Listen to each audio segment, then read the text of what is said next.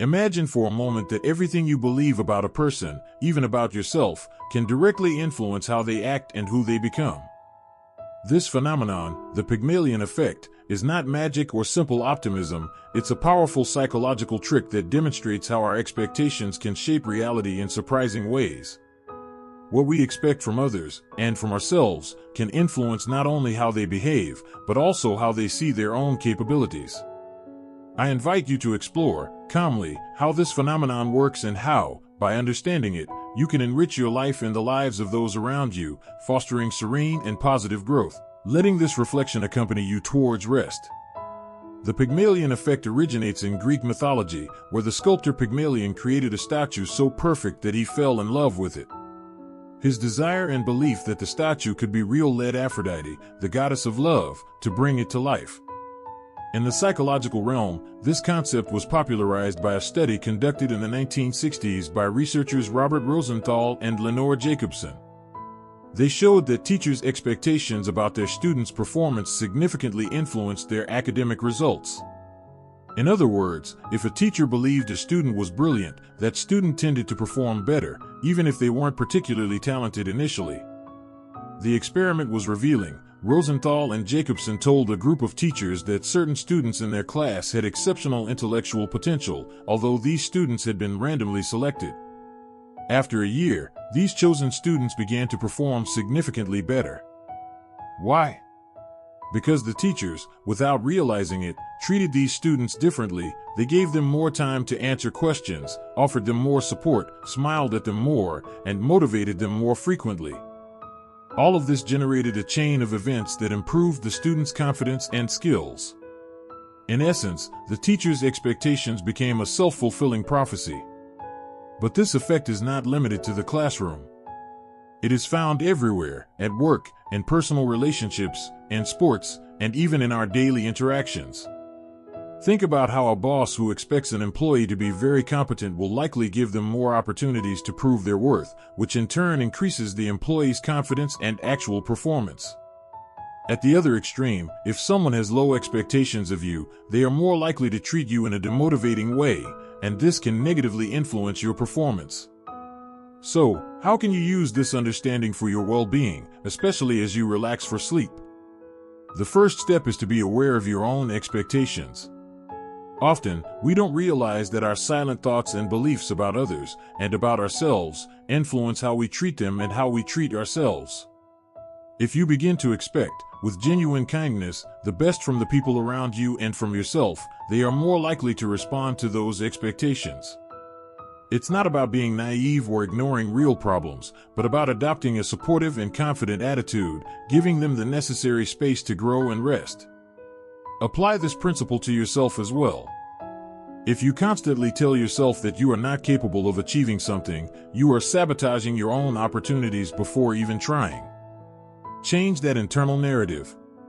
Believe that you are capable, even if it seems like an act of faith at first. Self-confidence is the first step for others to believe in you too, and for you to find the inner peace necessary for rest.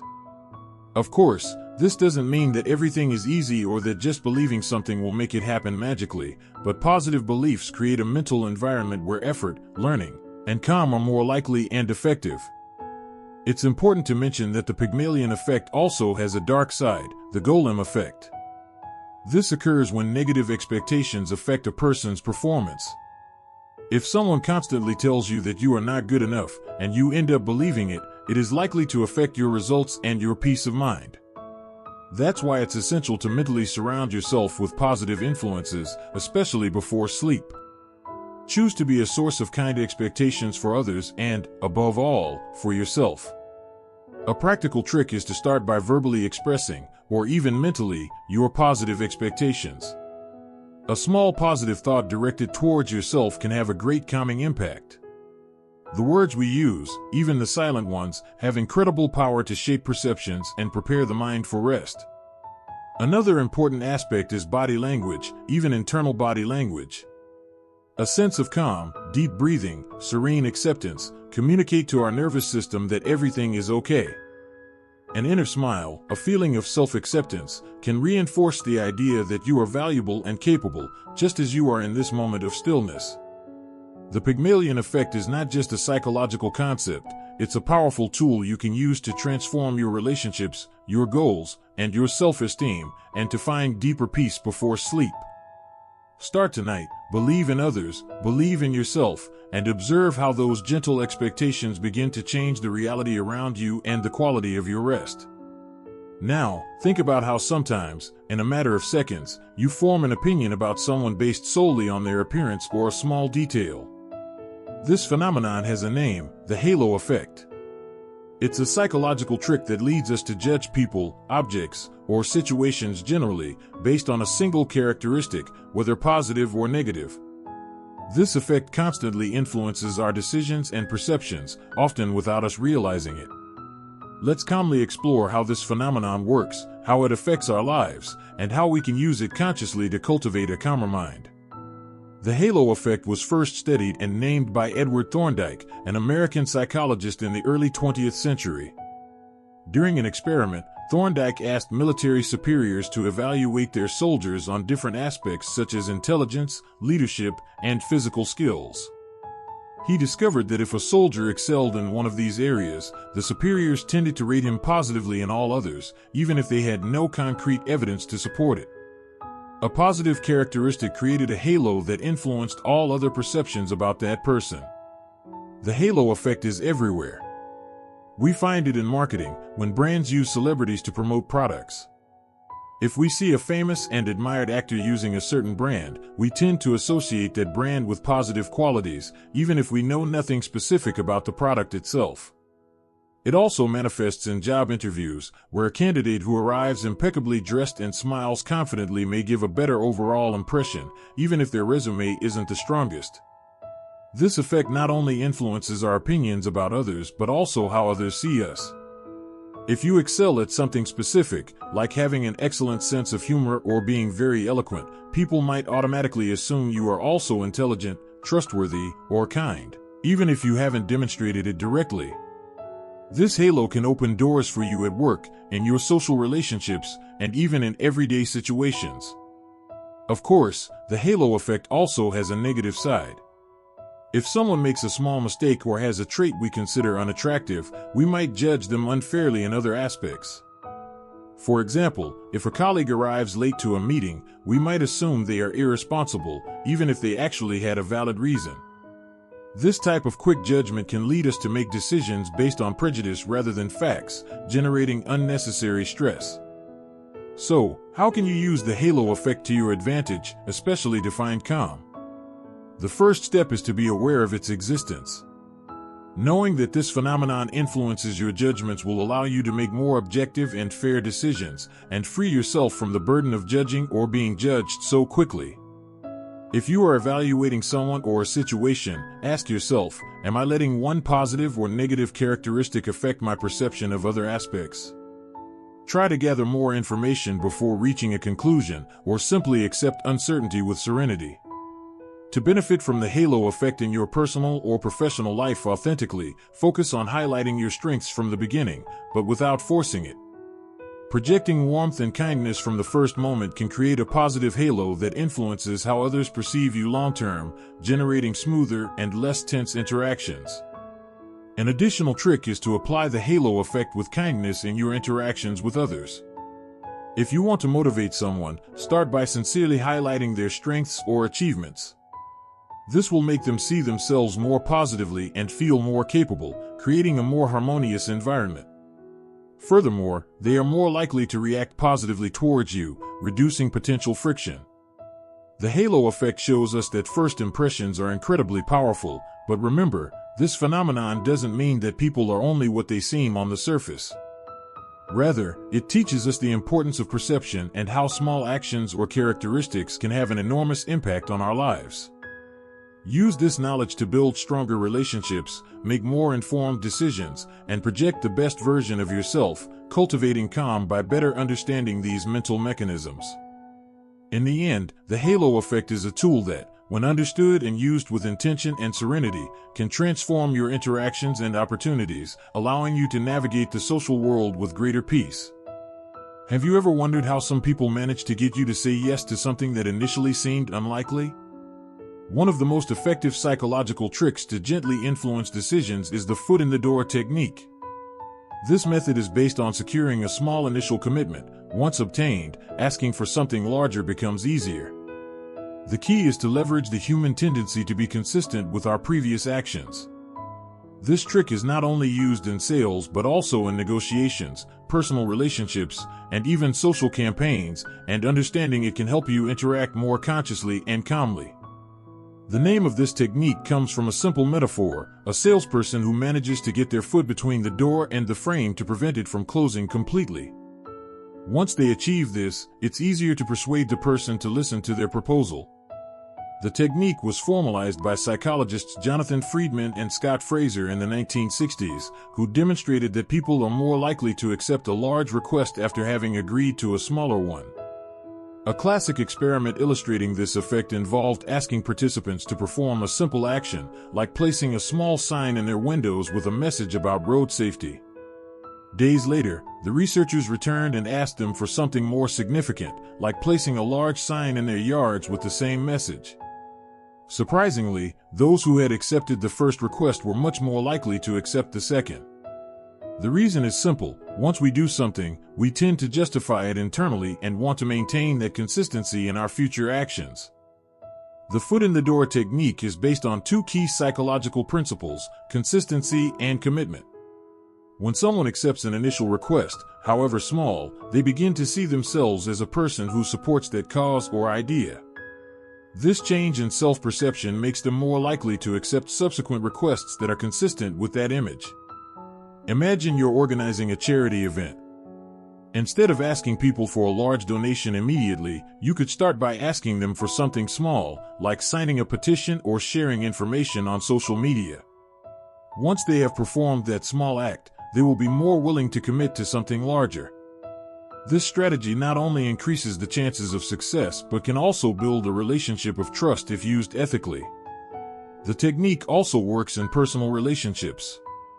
If you want a friend to help you with a big project, you could start by asking for help with a small task. Once they have agreed, they will be more likely to be willing to help you with more complex tasks. It's important to use this technique ethically. It should not be used to manipulate people against their will. The key is to align your requests with the person's values and goals, so they feel comfortable and motivated to collaborate. Of course, the technique has limitations. It doesn't always work if the second request is too large or if someone feels they are being manipulated. That's why it's crucial to apply this strategy carefully and authentically. To use this method successfully, make sure the first request is reasonable and easy to fulfill. The foot in the door technique can also be a tool for personal growth, especially useful for cultivating calm. You can use this technique on yourself to develop new relaxing habits or achieve wellness goals. If you find it hard to start a meditation practice, set a small initial goal, like meditating for just 2 minutes a day. Once you commit to this small action, it will be easier to gradually increase your level of effort and consistency. In summary, the foot in the door technique is a powerful psychological trick that leverages human consistency and commitment. By starting with small steps, you can achieve significant results, both in your interactions and on your own path to serenity. Has someone ever asked you for something outrageous only to then make a more reasonable request that you ended up accepting? If this sounds familiar, then you've witnessed the door-in-the-face technique. This psychological trick is the opposite of the foot in the door and is based on asking for something large and unachievable at first, knowing it will be rejected, only to then make a smaller request that will seem much more reasonable in comparison. This strategy is surprisingly effective and is used in various situations to influence decisions, and understanding it can help you navigate interactions with greater awareness. The concept behind this technique lies in a psychological principle called reciprocity. When someone rejects a large initial request, they may feel some discomfort for having said no. Then, when presented with a smaller request, they are more likely to accept it to alleviate that discomfort or to compensate for the previous rejection. Additionally, the smaller request seems much more reasonable compared to the first, increasing the chances of getting a yes. A classic experiment illustrating this technique was conducted by psychologist Robert Cialdini and his colleagues. In this study, researchers approached random people and asked them to volunteer 2 hours per week for 2 years. As expected, almost everyone rejected the request. However, after being rejected, the researchers made a second request, asking the same people to accompany a group of youths to the zoo for just 1 day. Surprisingly, the acceptance rate for this second request was much higher than if they had directly asked for the small favor from the start. The comparison with the first request made the second seem much more reasonable. The door-in-the-face technique is found in many areas of everyday life. For example, a car salesperson might start by offering you a high-end model that likely exceeds your budget. When you reject it, they present a more basic model which, by comparison, seems much more affordable. This method is also used in fundraising campaigns. A large donation is requested first. If the person refuses, they are offered the option to donate a smaller amount, which now seems like a minimal commitment. How can you consciously apply this technique or recognize it? The first step is to strategically design your requests if you plan to use it, or analyze the requests you receive. The first request should be large enough to be rejected, but not so ridiculous that it makes the person feel insulted. If you are negotiating, you might initially ask for something more ambitious than what you actually expect to get. When they refuse, you can make a second, more reasonable request. It's important to use this technique ethically. It's not about manipulating or deceiving, but about presenting your requests in a way that maximizes the chances of collaboration. When used honestly and respectfully, people will not only be more willing to accept but may also feel good about having contributed. Furthermore, the door-in-the-face technique is useful for negotiating terms or conditions. If you are seeking a salary increase, you could start by asking for a higher figure than you expect to receive. When the employer rejects it, you can propose a more reasonable amount that will now seem like a fair compromise. Like any psychological tool, this technique has limitations. It can fail if the first request is too exaggerated or if the person feels you are trying to manipulate them. That's why it's crucial to know your audience and adapt your approach. In summary, the door-in-the-face technique is a powerful psychological trick that leverages the principle of reciprocity and the contrast between large and small requests. Understanding it helps you be more conscious in your interactions and make decisions with greater clarity, avoiding feeling unnecessarily pressured and maintaining your inner balance. Have you noticed how the first figure or piece of data you hear can influence your decisions, even when it has nothing to do with the final outcome? This is known as the anchoring technique, a powerful psychological trick based on the human tendency to rely too heavily on the first piece of information we receive when making decisions. This phenomenon affects everything from how we negotiate a price to how we evaluate our options in daily life, and understanding it can free you from unwanted influences and allow you to think more clearly. Anchoring was discovered and documented by psychologists Amos Tversky and Daniel Kahneman, who demonstrated that people tend to rely on the first information presented to them, even if it is irrelevant or arbitrary. In one of their most famous experiments, they asked a group of people to spin a wheel with numbers from 1 to 100. Then they asked them how many African countries were members of the United Nations. Surprisingly, those who got high numbers on the wheel gave higher estimates than those who got low numbers, even though the number on the wheel had no relation to the question. This phenomenon occurs because the human brain uses the first piece of data as an anchor to evaluate subsequent information, adjusting around that initial figure. Although the adjustment can be conscious or unconscious, it is rarely sufficient to move significantly away from the original anchor. This explains why a high initial price in a negotiation can influence subsequent offers, even if the real price should be much lower. The anchoring technique is widely used in marketing and sales. On a restaurant menu, it's common to find an extremely expensive dish at the beginning of the list. Although few customers choose it, its presence makes the other dishes seem more reasonable in comparison.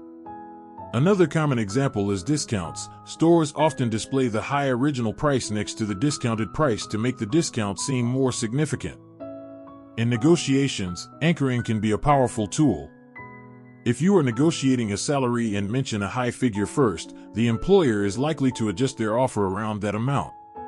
Similarly, if you are selling a product, starting with a high initial price can increase the perception of value. However, you can also use the understanding of anchoring to protect yourself from its influence. If you know you are being anchored by an initial price or an arbitrary figure, make a conscious effort to seek additional information and objectively evaluate the situation. For example, if you are buying something important, research the average market prices before negotiating so you don't get carried away by the seller's initial price. The more information you have, the less likely the initial anchor will influence your final decision and your peace of mind. Anchoring doesn't just work with numbers, it also affects how we perceive situations and people. If someone introduces you to a person describing them in a certain way, you are more likely to interpret their behavior in that initial light. This effect can also influence how we see ourselves. If you constantly tell yourself you are incapable of doing something, that initial belief can become an anchor that limits your potential and disturbs your inner calm. To use anchoring effectively and ethically, if you choose to do so, it's crucial to establish the initial anchor before the other party does. Be the first to mention a figure or present the argument you want to carry more weight. But use it honestly. Misleading anchors can damage your credibility. A practical way to use this technique for your well-being is to establish your own positive internal anchors. If you want to cultivate calm, you can set an initial relaxation or meditation goal that is significant to you. Even if you don't fully achieve it every day, the effort to adjust to that anchor will take you further on your path to serenity. In summary, the anchoring technique leverages our tendency to depend on the first information. Understanding it gives you power, the power not to be unduly influenced and the power to make more conscious decisions aligned with your true well-being.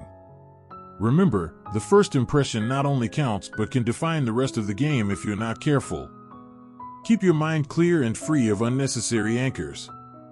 Why does something seem more valuable when it's hard to get?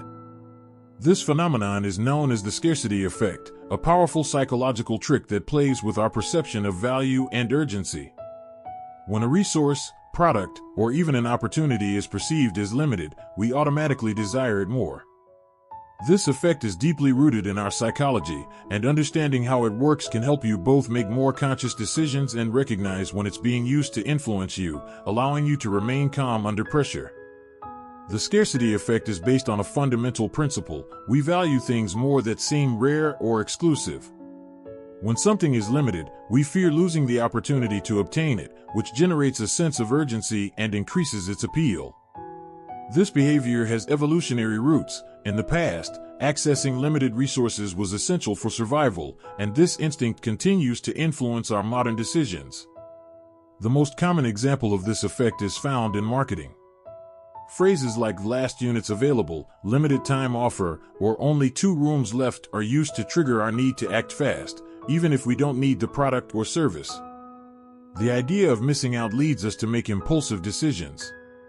The scarcity effect doesn't just apply to physical products, it also affects how we value time, experiences, and relationships.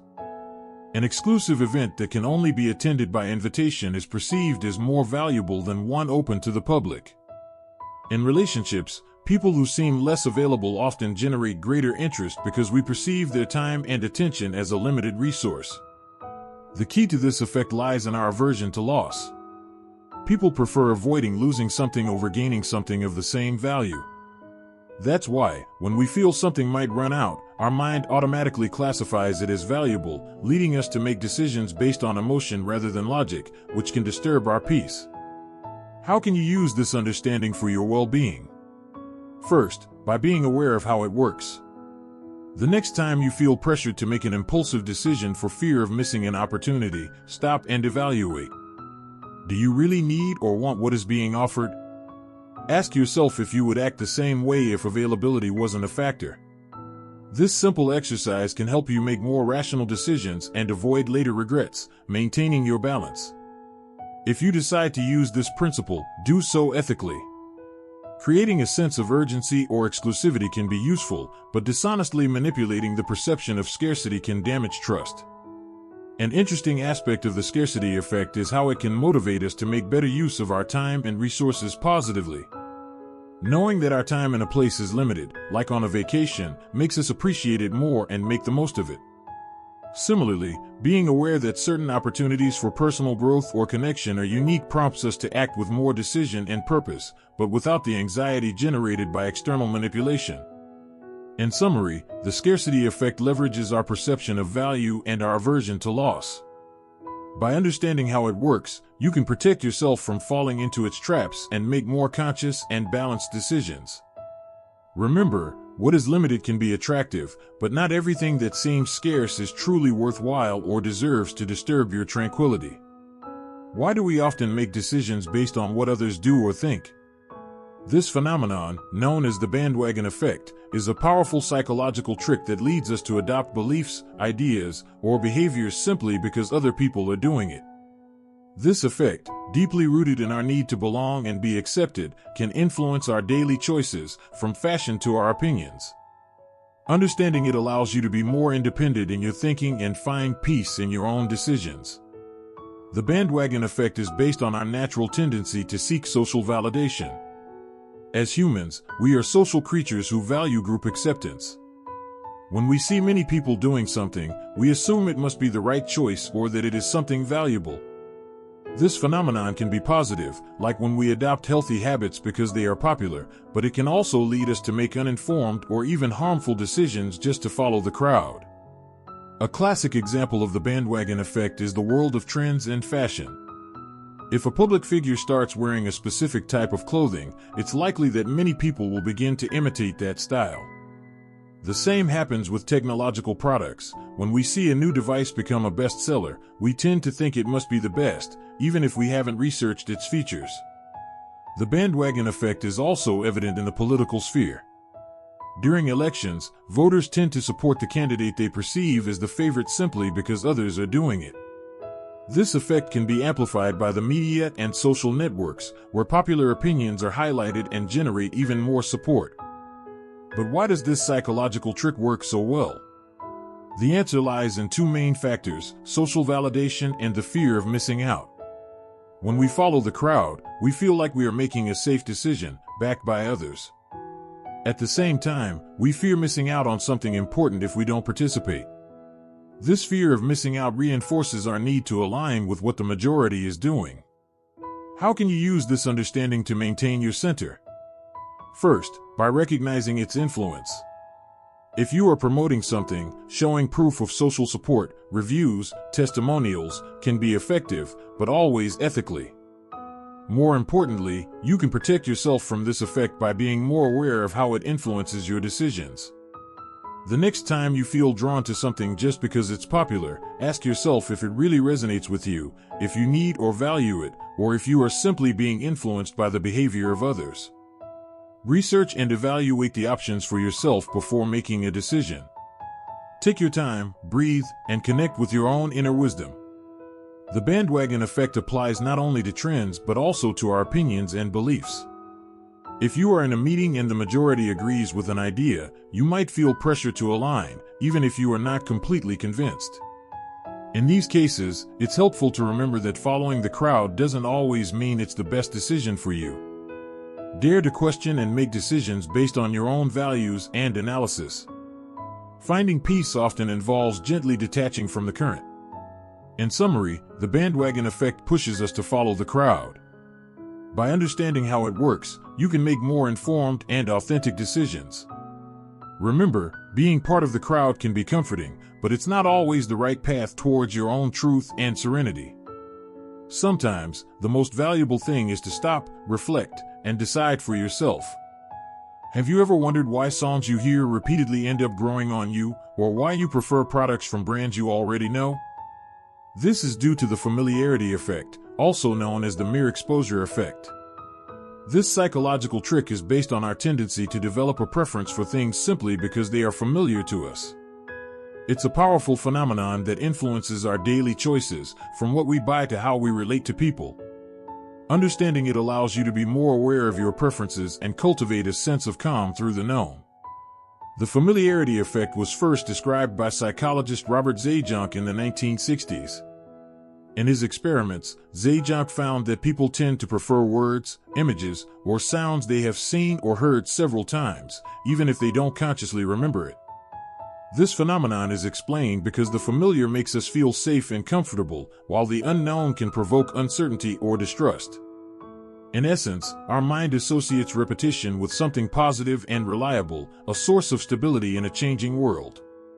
A classic example of this effect occurs in advertising. Brands constantly repeat their messages and logos to increase their familiarity. Although you might initially ignore an ad, after seeing it several times, you may start to feel a subconscious connection with the brand. This effect is also evident in music. Songs we hear repeatedly often grow on us over time. The familiarity effect also plays an important role in our personal relationships. We are more likely to feel sympathy for people we see frequently, like coworkers or neighbors, simply because they are familiar to us. This explains why relationships often develop in contexts where there is repetition. In the professional sphere, this effect is used to build trust with customers. Companies maintain their presence in the public's mind through regular communications. The more familiar a brand is, the more likely people are to trust it. How can you use the familiarity effect for your well-being? You can consciously apply it to cultivate calm. Establishing relaxing routines before sleep, like reading a familiar book or listening to soft, familiar music, leverages this effect to signal to your mind that it's time to rest. The repetition of these rituals creates a positive and safe association with sleep. In personal relationships, you can apply this effect by dedicating quality time, even if brief but consistent, with the people you want to strengthen bonds with. Familiarity not only generates sympathy but also trust and a sense of belonging that contributes to inner peace. Even small regular interactions can make a big difference. On the other hand, it's important to be aware of how this effect can influence your decisions without you realizing it. You might feel drawn to something simply because you've seen it many times, without considering if it's really the best option.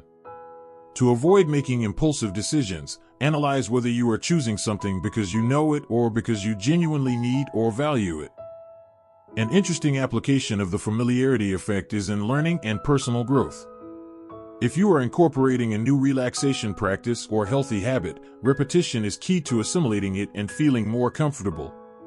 The more you expose your mind to a calming concept or practice, the more familiar it will become, which will make you like it more and motivate you to continue. In summary, the familiarity effect influences our preferences and decisions through repeated exposure. By understanding how it works, you can use it strategically to strengthen connections, increase trust, make more conscious decisions, and, above all, create a familiar and safe mental and physical environment that helps you relax and find peace. Remember, the familiar makes us feel comfortable. Use that comfort to your advantage for rest. Have you ever felt instantly connected to someone without knowing exactly why? It's likely that person was using, consciously or unconsciously, the mirroring technique. This psychological trick consists of subtly imitating another person's gestures, postures, facial expressions, or tone of voice. Doing so creates a sense of attunement and trust that strengthens the relationship. The mirroring technique is a powerful tool used to generate empathy and connection, and understanding it can help you improve your interactions and feel more at ease with others. The basis of this technique lies in our social nature. As humans, we are programmed to be drawn to those who resemble us. This affinity is called social mimicry and occurs automatically in many cases. For example, if you are talking to someone and cross your arms, that person might do the same without realizing it. This subconscious reflection makes us feel more comfortable and connected with the other person. Studies have shown that subtle imitation can influence how people perceive us. Participants who were subtly imitated by an actor felt more comfortable and described the interaction as more positive. This is because unconscious mimicry reinforces our need for belonging and social validation. The mirroring technique is especially useful in professional and personal contexts.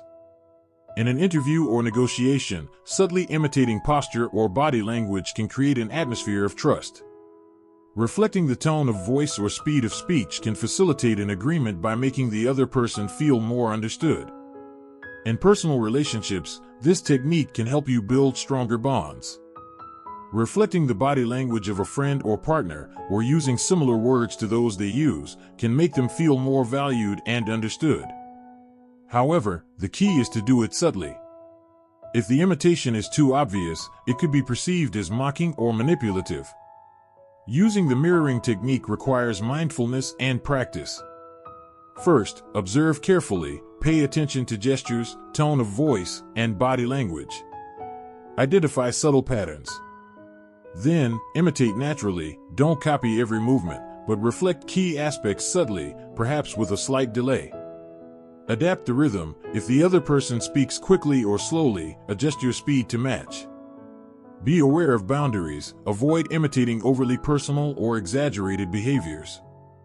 The idea is to generate empathy, not discomfort. It's important to mention that this technique should be used ethically and authentically.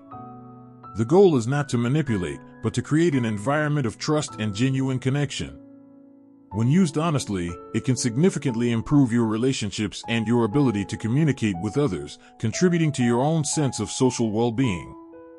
On the other hand, being aware of this technique can also help you identify when someone is using it on you. This doesn't mean you should be suspicious, but recognizing mimicry can give you an extra layer of understanding in important interactions. The mirroring technique also has applications in personal development, especially for cultivating empathy and calm in social situations. Practicing this technique can help you better tune into the emotions and behaviors of others, fostering deeper understanding. Furthermore, it's a useful tool for gaining confidence in social settings by facilitating smoother and more natural interactions. In summary, the mirroring technique leverages our natural tendency for social mimicry. By using it consciously and ethically, you can strengthen your connections with others, feel more connected, and ultimately, calmer in your interactions. Sometimes, reflecting a little of others is the key to building bridges of understanding and peace. Now consider the other side of expectations. Have you ever found yourself in a situation where you felt someone didn't believe in your abilities, and that negatively affected your performance or mood? This occurs due to the inverse Pygmalion effect, also known as the golem effect.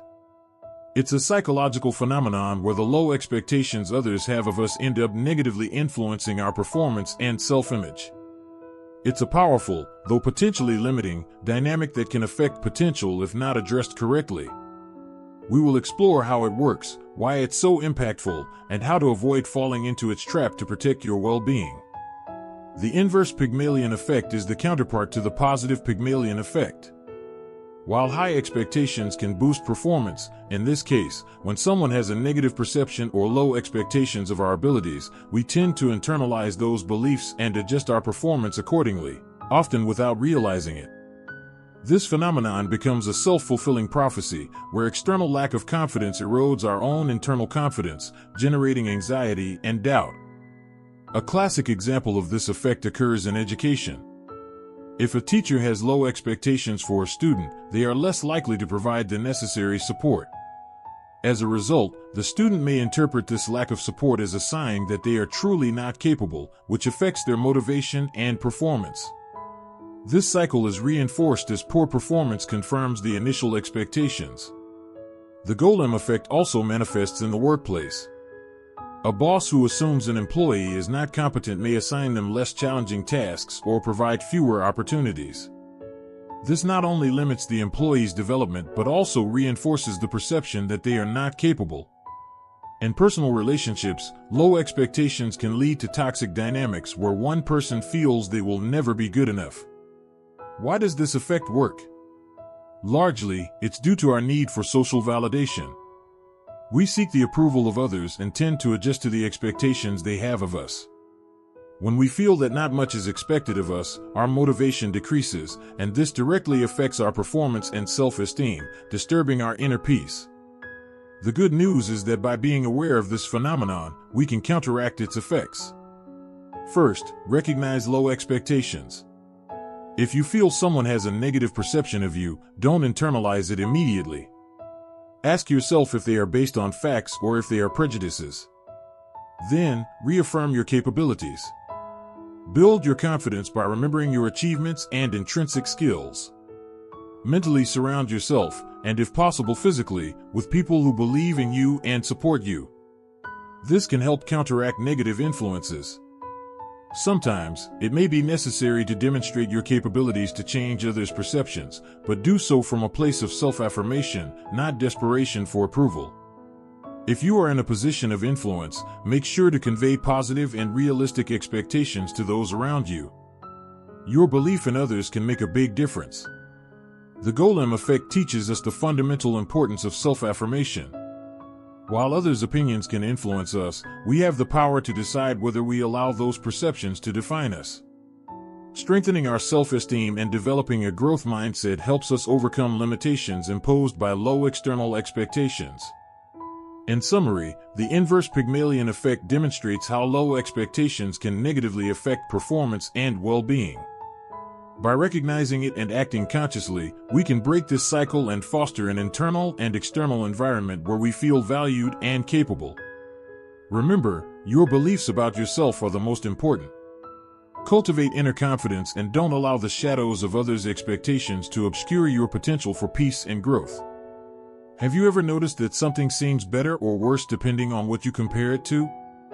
This psychological phenomenon is known as the contrast principle, and it's a powerful tool that influences how we perceive value, quality, and available options. It's used in sales and marketing, but it also affects our daily lives in more subtle ways, influencing our satisfaction and tranquility. Here we will explore how it works, why it's so influential, and how you can use this understanding to make more balanced decisions. The contrast principle is based on the idea that our brain evaluates things in relation to what surrounds them, rather than analyzing them in isolation.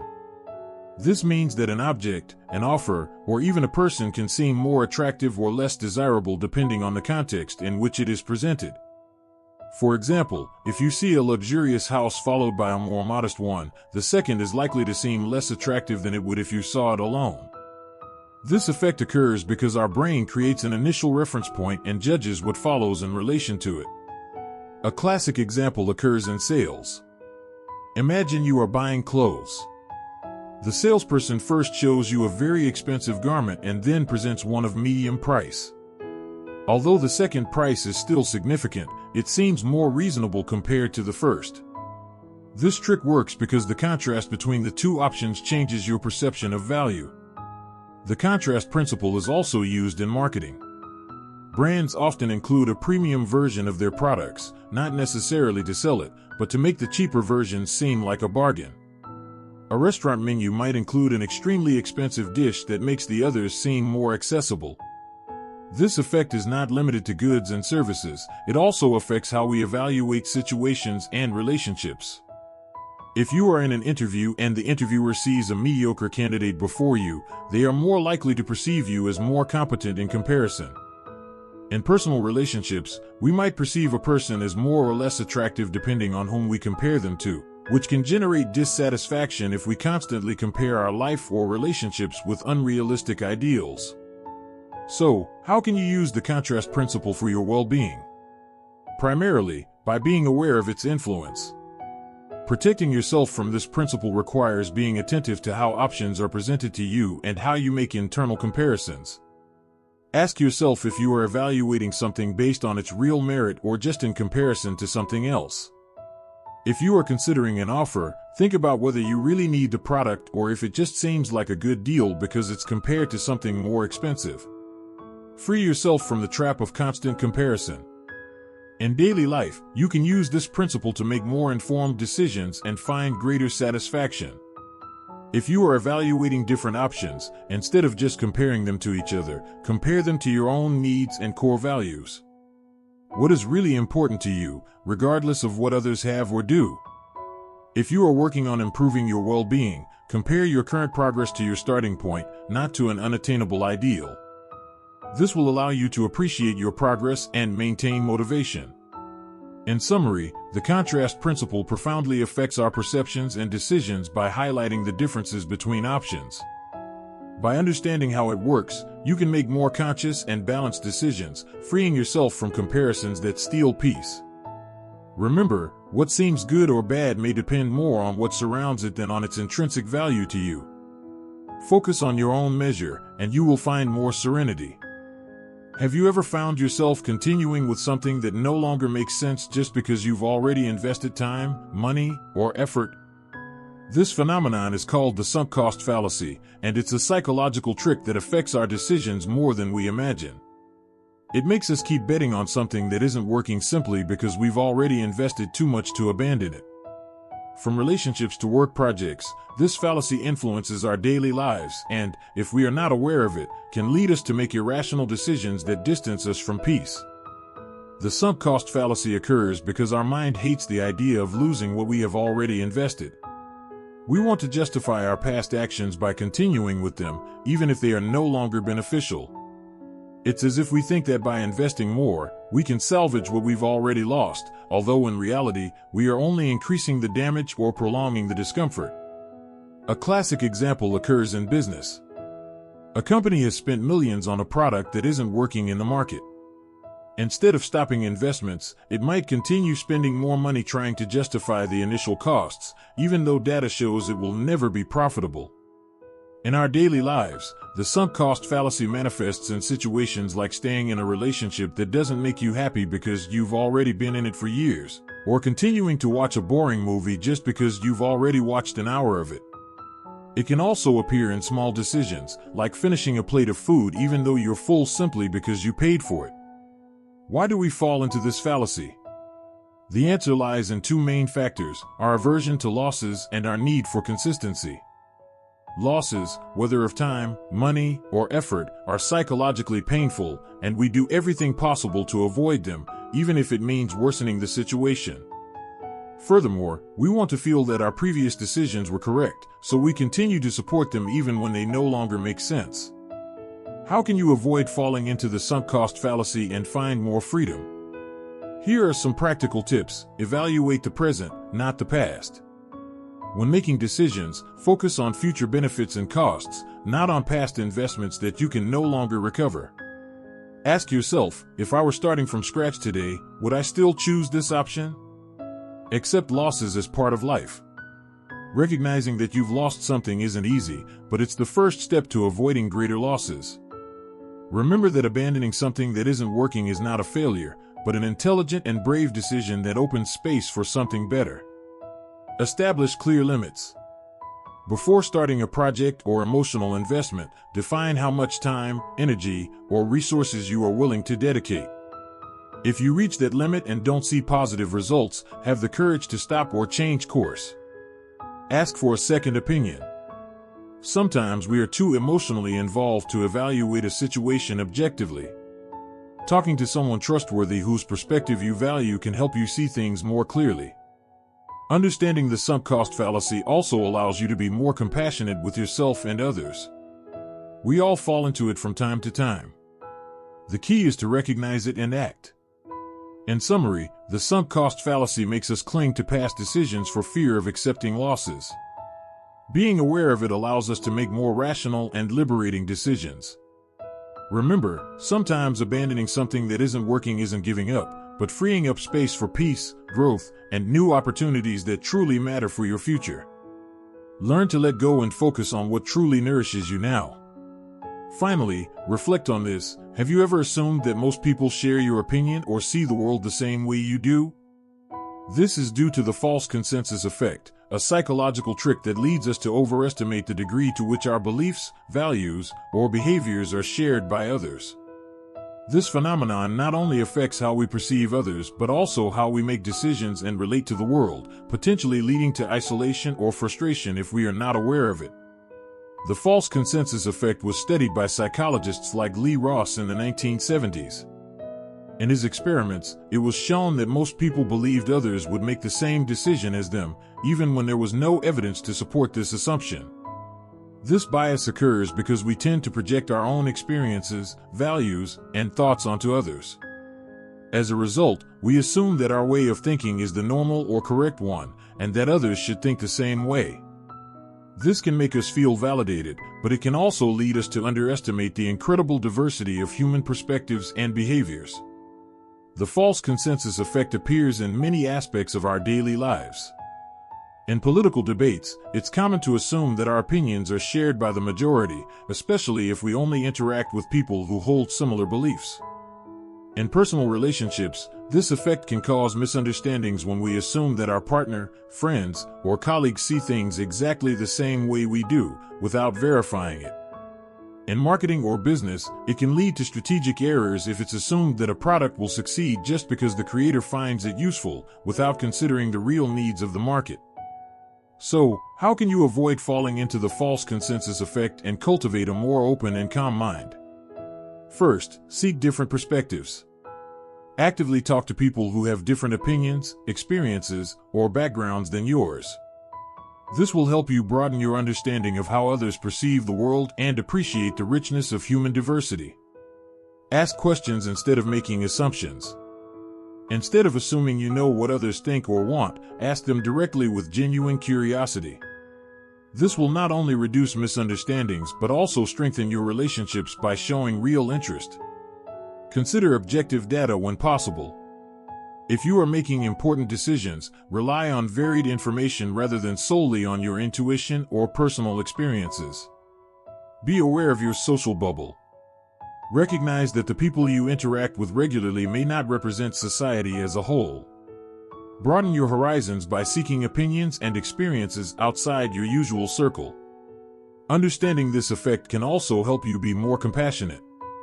When someone has a very different opinion from yours, remember that they are likely experiencing their own false consensus effect, believing their view is the most common or logical. This understanding can reduce friction and foster more constructive dialogue, or simply allow you to accept differences with more peace.